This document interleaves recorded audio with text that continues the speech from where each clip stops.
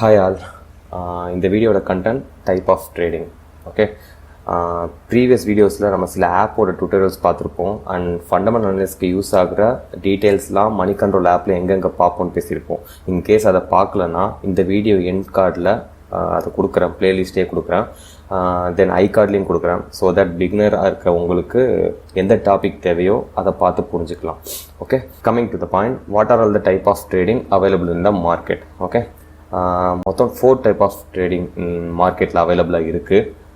First one investment, second swing, third intraday, fourth future and option சொல்லுவோம். Okay, first இன்வெஸ்ட்மெண்ட்னா என்னென்னு பார்ப்போம். Investment ட்ரேடிங்னு எடுத்துக்கிட்டோம்னா மினிமம் 2 இயர்ஸ்க்கு அது ஹோல்ட் பண்ணணும்.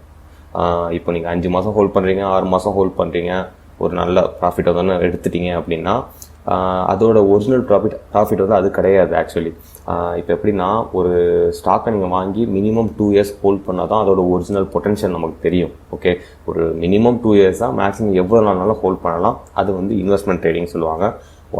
எடுத்தோம் கவுத்தோம்னு சொல்லிட்டு ஒரு ஸ்டாக் எடுத்து இன்வெஸ்ட்மெண்ட் பண்ணவே கூடாது. ஏன்னா ஒரு கம்பெனியில் நம்ம இன்வெஸ்ட் பண்ணுறதுக்கு முன்னாடி நிறைய ஃபண்டமெண்டல் அனலிஸ்ட் பண்ணி அந்த கம்பெனி ஸ்ட்ராங்காக இருக்கா, நாளைக்கு மூடிட்டு போயிட மாட்டாங்களா, அந்த மாதிரிலாம் செக் பண்ணிட்டு தான் நம்ம இன்வெஸ்ட் பண்ணணும்.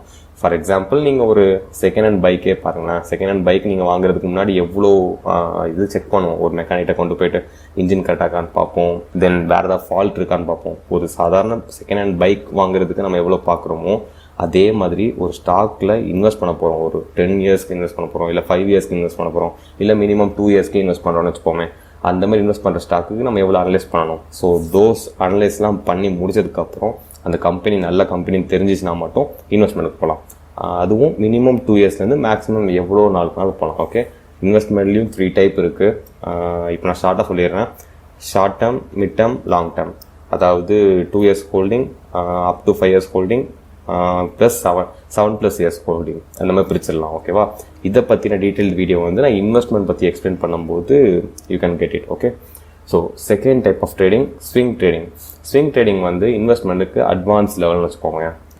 இன்வெஸ்ட்மெண்ட் என்னால் பண்ண முடியாது, அவ்வளோ நாள் நல்லா ஹோல்ட் பண்ண முடியாது, ஷார்ட் டேர்ம்லேயே நான் வெளியில் வந்துடணும், ஒரு ப்ராஃபிட்டை பார்த்துட்டு வெளியே வந்துடணும் அப்படிங்கிறவங்களுக்கு இந்த ஸ்விங் ட்ரேடிங் சூட் ஆகும். ஓகே, இது வந்து இன்வெஸ்ட்மெண்ட்டும் ஸ்விங் ட்ரேடிங்கும் பிகினர் ஃப்ரெண்ட்லின்னு இதுக்கு முன்னாடி இருக்க வீடியோலேயே நான் சொல்லியிருப்பேன். இந்த வீடியோ சொல்கிறேன், இது வந்து பிகினர்ஸ் ஃப்ரெண்ட்லி ட்ரேடிங். ரொம்ப ரொம்ப ரொம்ப லெஸ் ரிஸ்க்கு தான் இருக்கும் இதில். நம்மளுக்கு ரொம்ப பெரிய ரிஸ்க் நம்ம இதில் எடுக்கவே போகிறதில்ல. ஓகே, ஸ்விங் ட்ரேடிங்கை பொறுத்த வரைக்கும் என்னென்னா, ஒரு வாரத்துலேருந்து 4 வாரத்துக்கு தான் நம்ம ஹோல்ட் பண்ணுவோம். அப்படி இல்லைனா 1 மாதத்துலேருந்து 2 மாதத்துக்கு ஹோல்ட் பண்ணுவோம். ஒரு குறிப்பிட்ட ப்ராஃபிட் வந்தோம்னா செல் பண்ணிட்டு வெளியே வந்துடும். இதுக்கும் எடுத்தவங்க நம்ம எடுக்க முடியாது. இதுக்கும் சில அனலைசிஸ் இருக்குது, இது சில ஸ்ட்ராட்டஜிஸ் இருக்குது. அதெல்லாம் உங்களுக்குன்னு தனி ஸ்ட்ராட்டஜி நீங்கள் பில்ட் பண்ணலாம். அப்படி இல்லைனா ஒரு நல்ல வெல் ட்ரெயினர் இருப்பாங்களா, ஸ்டாக் மார்க்கெட் ட்ரெயினர்ஸ், அவங்கள்ட்ட போய் நீங்கள் கற்றுக்கலாம். ஒரு ஸ்டாக் மார்க்கெட்டில் ட்ரெயினர்கிட்ட போய் நீங்கள் என்னென்ன ஸ்ட்ராட்டஜிஸ்லாம் கற்றுக்கணுமோ கற்றுக்கிட்டு அது உங்களுக்கு வருதான் செக் பண்ணிவிட்டு டெமோ பண்ணிவிட்டு அதுக்கப்புறம் நீங்கள் ரியல் ட்ரேடுக்குள்ளே உள்ளே வரணும். ஓகே, எப்போவுமே டேரெக்டாக ரியல் ட்ரேடுக்குள்ளே வரக்கூடாது. டெமோ பண்ணி ப்ராக்டிஸ் பண்ணிக்கிட்டே இருக்கணும். அதில் கான்ஃபிடன்ஸ் வந்தால் மட்டும்தான் ரியல் ட்ரேடில் வரணும். ஏன்னா டெமோலேயே உங்களால் ப்ராஃபிட் பண்ண முடியலன்னா ரியல் ட்ரேடில் கண்டிப்பாக முடியாது. ரியல் ட்ரேடில் நிறைய எமோஷன்ஸ் ப்ளே நடக்கும், நிறைய இருக்குது. நம்ம ஒரிஜினல் காசை போட்டுட்டோம், லைட்டாக லாஸ் ஆகிறத பார்த்தோன்னே மைண்ட் மாறும். ஸோ தோஸ் திங்ஸ்லாம் நம்ம அவாய்ட் பண்ணணும். அப்படின்னா டெமோ பண்ணிவிட்டு நல்ல வெல்வர்ஸ் ஆகிட்டு அதுக்கப்புறம் தான் ரியல் ட்ரேடுக்கு வரணும். Okay, third type of trading வந்து இன்ட்ராடே. இன்ட்ராடேங்கிறது வந்து advance of swing trading. Okay, இன்ட்ராடேனா என்னென்னா, காலையில் 9:15 மார்க்கெட் ஆரம்பிக்கும், 3:30 முடியும். இன்ட்ராடேயில் நீங்கள் 9:15 ஒரு ஸ்டாக்கை வாங்குறீங்க அப்படின்னா அந்த 3:30 நீங்கள் செல் பண்ணியே ஆகணும். 1 டே தான் அதுக்கூட வேலிடிட்டி. ஓகே, நீங்கள் செல் பண்ணலனா கூட ஆட்டோமேட்டிக்காக செல் ஆயிரும். அதுக்கு சில பெனால்ட்டிஸ்லாம் போடுவாங்க நீங்கள் க்ளோஸ் பண்ணலன்னா. ஓகே, ஸோ இன்ட்ராடேனா என்னன்னா, காலையில் வாங்கிட்டு ஈவினிங் மார்க்கெட் முடியும் போது செல் பண்ணுறது. ஒரு நாளுக்கு மேலே ஹோல்ட் பண்ண முடியாது. That is intraday. இது வந்து வெரி ரிஸ்கி. அதேமாரி நல்ல ரிட்டர்ன்ஸும் கொடுக்கும். இப்போ ஸ்விங் ட்ரேடில் ஒரு வாரத்துக்கு நீங்கள் எடுக்கிற ரிட்டர்னை இது 1 டேல தரும். அதேமாரி நீங்கள் ஸ்விங் ட்ரேடில் ஒரு வாரம் 1 மாதத்துக்கு லாஸ் ஆகிற ரிட்டர்னை இது உங்களுக்கு லாஸ் கொடுக்க வைக்கும் ஒரே நாளில். ஸோ இதோட பொட்டன்ஷியல் பார்த்துக்கோங்க, 2 சைடுமே இருக்குது. ப்ராஃபிட்டும் அதிகமாக கொடுக்கும், லாஸும் அதிகமாக கொடுக்கும். ஸோ இதோட வேலிடிட்டி 1 டே தான், intraday. Okay, so fourth type of trading வந்து ஃபியூச்சர் அண்ட் ஆப்ஷன் ட்ரேடிங். இது வந்து advance of intraday trading. Okay, intraday ஒரு நாள் தான் validity. Okay, future and options அப்போ எப்படி அப்படின்னு கேட்டிங்கன்னா, அதுக்கும் வேலிடிட்டி 1 டே தான். இப்போ எப்படின்னா ஸ்கேல்பிங்னு சொல்லுவாங்க. அதாவது 1 to 15 மினிட்ஸ்க்குள்ளே அவங்க நினச்ச ப்ராஃபிட்டை புக் பண்ணிட்டு வெளியில் வந்துடுவாங்க. ஓகே, அப்படி இல்லைனா மேக்ஸிமம் 1 டே வரைக்கும் கூட வச்சுட்டு அதுக்கப்புறம் செல் பண்ணிடுவாங்க. So based on they trade they will hold. Okay, இது வந்து இன்ட்ராடேவை விட ரொம்ப ரிஸ்க் அதிகம். இப்போ நீங்கள் 10K வச்சு பண்ணுறீங்கன்னா ப்ராப்பர் அனலைஸ் ப்ராப்பர் நாலேஜ் இல்லாமல் பண்ணீங்க அப்படின்னா அந்த 10Kயும் அந்த 5 நிமிஷத்தில் போயிடும். ஸோ அதுதான் ஃபியூச்சர் அண்ட் ஆப்ஷன்ஸோட ஒரு பொட்டன்ஷியல். அதாவது நீங்கள் ஒரு 5K வச்சு இன்வெஸ்ட் பண்ணுறீங்க, ஒரு நிமிஷம் 2 நிமிஷத்தில் அப்படியே டபுள் பண்ணிடலாம் 10Kவா. அதுக்கான பொட்டன்ஷியலும் ஃபியூச்சர் அண்ட் ஆப்ஷன்ஸில் இருக்குது. ஸோ நல்ல வெல்வர்ஸ்டாக இருக்க ட்ரேடர்ஸ், நல்லா ட்ரெயின் பண்ணவங்க, நல்ல எக்ஸ்பர்ட்டே இந்த ஃபியூச்சர் அண்ட் ஆப்ஷன்ஸ்குள்ளே வரமாட்டாங்க. சிலர் இப்போ இருப்பாங்க, எனக்கு 1 lakh இருக்குது, இந்த 1 lakh எங்கே தூக்கி போடுறதுன்னு தெரில அப்படிங்கிறவங்க வந்து ஆப்ஷன்ஸை ஃபியூச்சர் அண்ட் ஆப்ஷன்ஸ் யூஸ் பண்ணி அவங்க அதில் ட்ரேட் பண்ணிக்கிட்டு இருக்காங்க.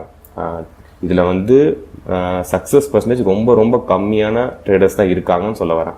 ஸ்விங் ட்ரேட்லையும் இன்வெஸ்ட் பண்ணி பார்த்தீங்கன்னா நிறைய லாட் ஆஃப் ட்ரேடர்ஸ் இருக்காங்க. இன்ட்ராடேலையும் ஃபியூச்சர் அண்ட் ஆப்ஷன்ஸ்லையும் சக்ஸஸ் ஆன ட்ரேடர்ஸ் வந்து ரொம்ப ரொம்ப கம்மி. 90% ஆஃப் பீப்புள் ஃபெயில் தான் ஆவாங்க, 10% ஆஃப் பீப்புள் தான் சர்வே ஆவாங்க. ஸோ பிகினருக்கு ஸ்விங் ட்ரேடிங்கும் இன்வெஸ்ட்மெண்ட்டும் போதுமானது, அதுவே நம்மளுக்கு போதுமான ரிட்டர்ன் கொடுக்கும். ஓகே, இப்போது நிறைய இடத்துல வந்து நீங்கள் கேள்விப்பட்டிருப்பீங்க, ஒரே நாளில் இவ்வளோ லாஸ் ஆகிட்டேன், வச்சுருந்த மொத்த காசும் போயிட்டு, ஸோ ட்ரேடிங்னா கேம்பிளிங், ஸோ இந்த மாதிரிலாம் நிறைய பேர் சொல்லிக்கிட்டு இருப்பாங்க.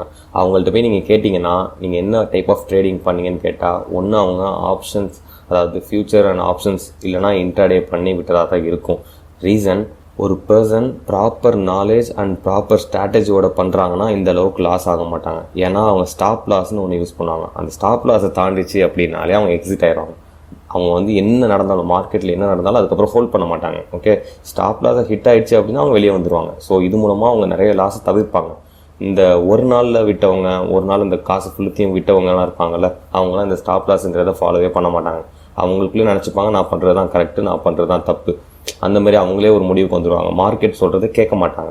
ஸோ அந்த மாதிரி பர்சன்ஸாக தான் இருக்கணும். நீங்கள் வந்து மோஸ்ட்டாக உங்கள்கிட்ட ஒருத்தவங்க வந்து சொல்கிறாங்க அப்படின்னா அவங்கள்ட்ட போய் கேளுங்க. அவங்க கண்டிப்பாக அந்த ஃபியூச்சர் அண்ட் ஆப்ஷன்ஸ் அப்படின்லாம் இன்ட்ராடே பண்ணி தான் விட்டுருப்பாங்க ஒரே நாளில் லாஸ் ஆகுறது. ஏன்னா ஸ்விங் ட்ரேட்லேயும் இன்வெஸ்ட்மெண்ட்லேயும் ஒரே நாளில் லாஸ் ஆகிறதுக்கு வாய்ப்பே கிடையாது. ஏன்னா இதுக்கு முன்னாடி வீடியோ நம்ம வந்து இந்த அப்பர் சர்க்கியூட் லெவல் அப்புறம் லோவர் சர்க்கியூட் லெவல் பற்றி இந்த மணி கண்ட்ரோலில் எக்ஸ்பிளைன் பண்ணியிருப்பேன்.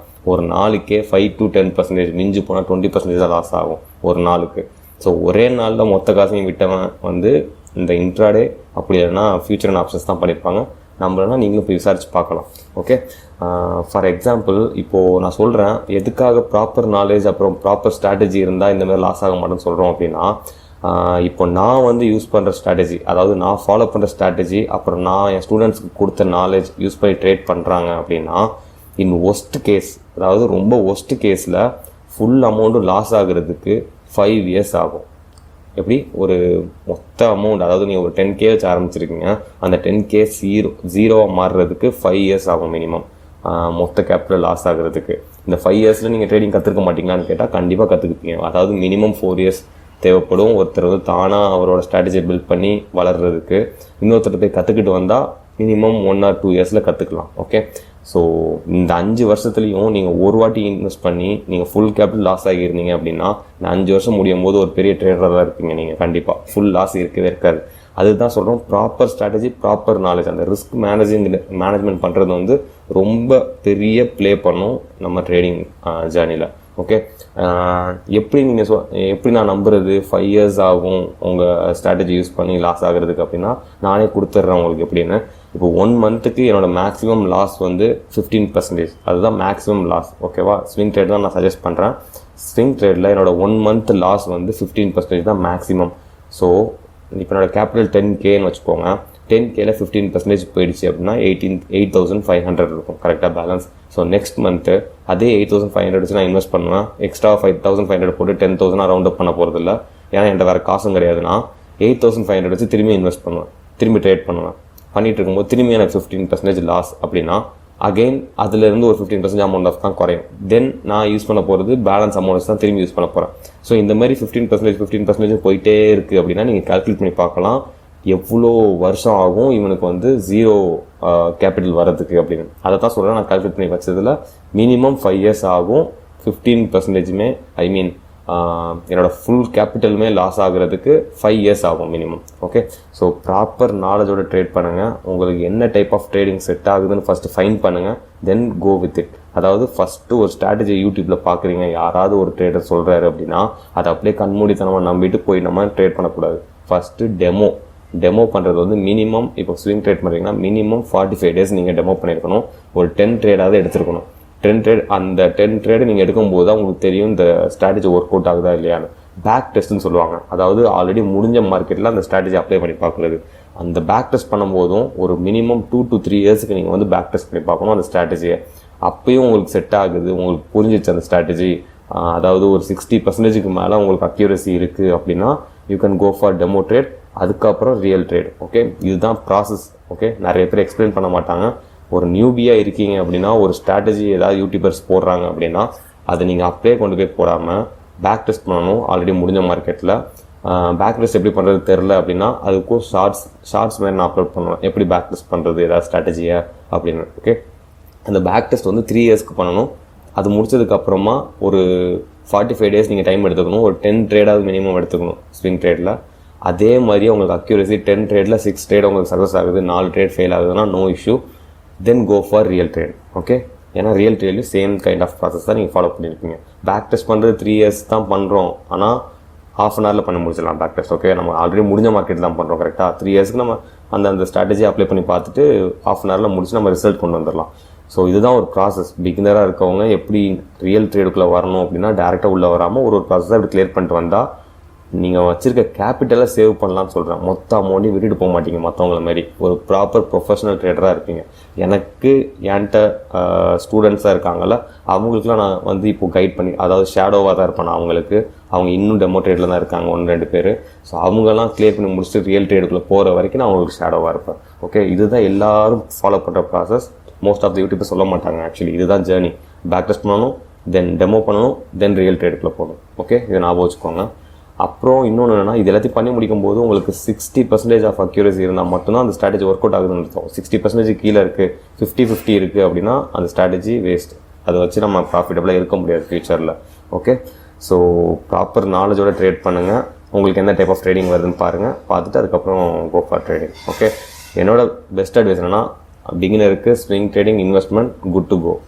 ஆப்ஷன் அண்ட் இன்ட்ராடே போக வேண்டாம். இன்டர்மீடியேட்டாக இருக்கவங்களும் போக மாட்டாங்க, எக்ஸ்பர்ட்ஸும் போக மாட்டாங்க. ஒரு சிலர் தான் போவாங்க. போயிட்டு அவங்க அதுவும் ஒரு பார்ட் டைமாக தான் பண்ணுவாங்க. ரொம்ப நாளுக்கு அதை கொண்டு போக மாட்டாங்க ஆப்ஷன் ட்ரேடிங்கை. Okay, so best stick with investment and swing trading. Okay, ஏன்னா அது வெரி வெரி லெஸ் ரிஸ்க்கு, கொஞ்சம் டீசனான அமௌண்ட் தான் நமக்கும் தரும் ரிட்டர்ன். ஒரு மந்த்லி 10% தரும். ஓகே, ஏன்னா மார்க்கெட் சுச்சுவேஷனை ஈஸியாக புரிஞ்சிக்க முடியும் ஸ்விங் ட்ரேட் இன்வெஸ்ட்மெண்ட் பண்ணும்போது, அதுக்காக சொல்கிறேன். ஸோ இப்போ இதுக்கு முன்னாடி பேசின 4 டைப் ஆஃப் ட்ரேடிங்ஸில் ஏதாவது டவுட் இருக்குது, ஷார்ட்டாக சொன்னதுலேயே டவுட் இருக்குது அப்படின்னா பிங்க் பண்ணுங்கள். நான் பார்க்குறேன். நீங்கள் கேட்டிருக்க டவுட் வந்து நெக்ஸ்ட் வீடியோவில் கவர் ஆகிற மாதிரி இருந்துச்சுன்னா நான் நெக்ஸ்ட் வீடியோவில் போட்டுடுறேன். அப்படி இல்லை இப்போ நான் சொன்னதுலேயே ஏதாவது டவுட் இருக்குது அப்படின்னா நான் கமெண்ட்லேயே எக்ஸ்பிளைன் பண்ணுறேன். ஓகேவா? நெக்ஸ்ட்டு வீடியோ என்ன வரும்னா இன்வெஸ்ட்மெண்ட் டைப் வரும். அதாவது இன்வெஸ்ட்மெண்ட்னா என்ன அப்படின்னு வரும். பார்ட் 1 பார்ட் 2 கூட வரலாம். தென் ஸ்விங் ட்ரேடிங்னா என்ன அப்படின்னு அதுவும் பார்ட் 1 பார்ட் 2 வரலாம். ஏன்னா கொஞ்சம் டீட்டெயில்டு எக்ஸ்பிளைன் பண்ணும்போது கொஞ்சம் லென்த் அதிகமாகும் கரெக்டாக. ஸோ கரெக்டாக எல்லாரும் பார்க்குறதுக்கு ஈக்குவலாக பச்சா தான் கரெக்டாக இருக்கும். அதாவது ஒரே ஸ்ட்ரெச்சில் 1 hour போகாமல் இல்லை ½ an hour போகாமல் ஸ்ப்ளிட் பண்ணி போட்டால் ஈஸியாக இருக்கும். ஸோ பார்ட் 1 பார்ட் 2 வரதுக்கு வாய்ப்பு நிறைய இருக்குது. பார்ப்போம். இந்த வீடியோவில் ஏதாவது டவுட் இருந்துச்சுன்னா கமெண்ட்டில் பிங்க் பண்ணுங்கள். Okay, thank you.